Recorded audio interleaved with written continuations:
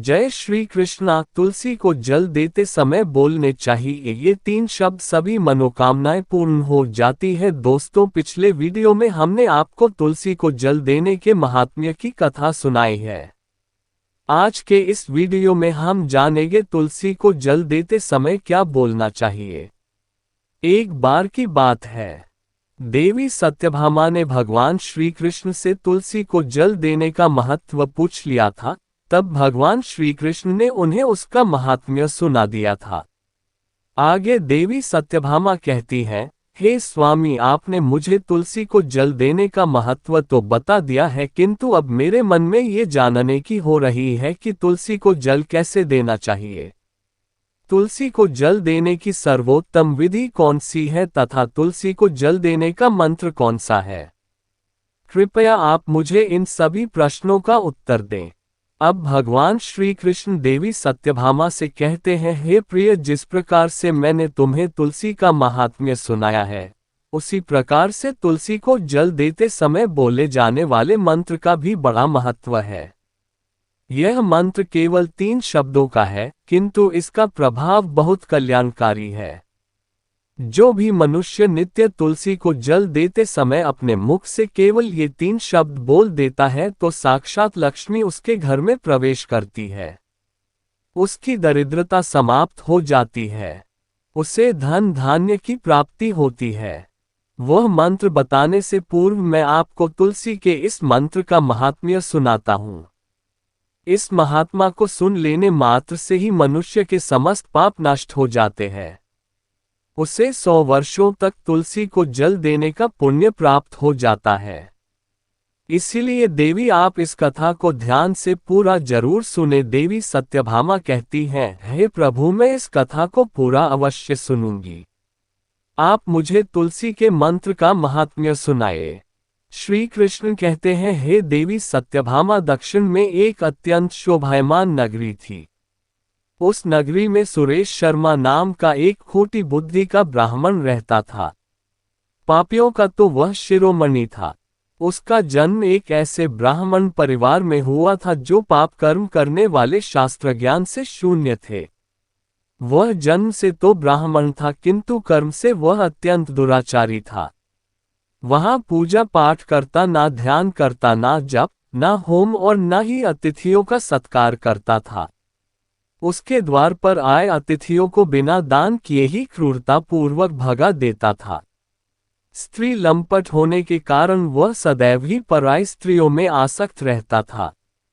उसे मदिरा पान करने की भी आदत थी। साथ ही वह मांस खाया करता था।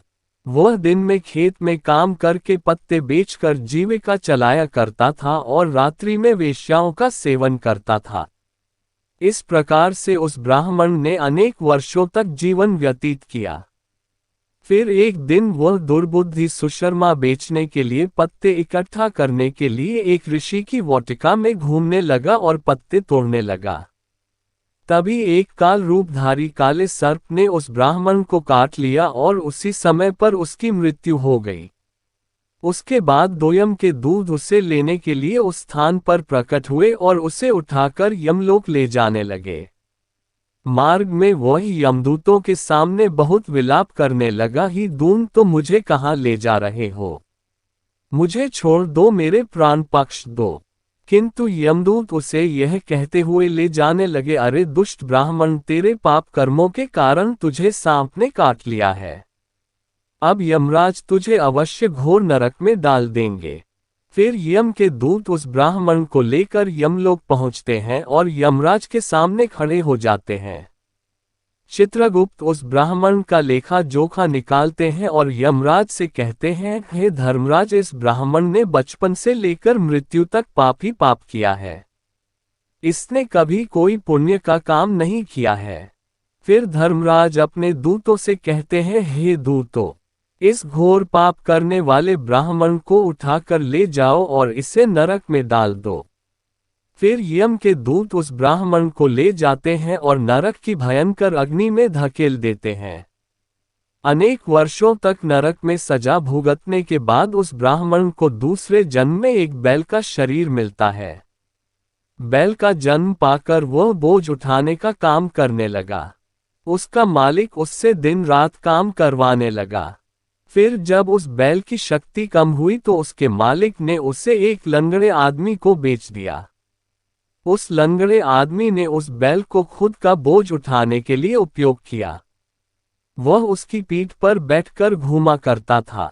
इस प्रकार से उस बैल ने 8 वर्ष तक उस लंगड़े आदमी का बोझ उठाया। फिर एक दिन वह लंगड़ा आदमी उस बैल की पीठ पर बैठकर किसी ऊंचे पर्वत पर जाने लगता है। उस पर्वत पर बहुत देर तक चढ़ने के कारण वह बैल बहुत थक गया, उसकी शक्ति क्षीण हो गई और कुछ समय बाद वह बैल बहुत जोर से मूर्छित होकर जमीन पर गिर पड़ा और अंतिम सांसें लेने लगा। तभी वहां पर खड़े लोगों को उस बैल पर बड़ी दया आ गई और वे उसके मुख में पानी डालने लगे। फिर उन लोगों में एक पुण्यात्मा व्यक्ति था। उसने उस बैल का कल्याण करने के लिए अपना पुण्य उस बैल को दे दिया।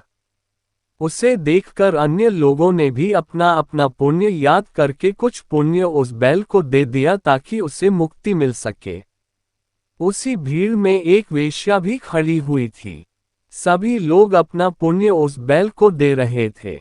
ये देखकर उस वेश्या ने भी अपना पुण्य उस बैल को दे दिया।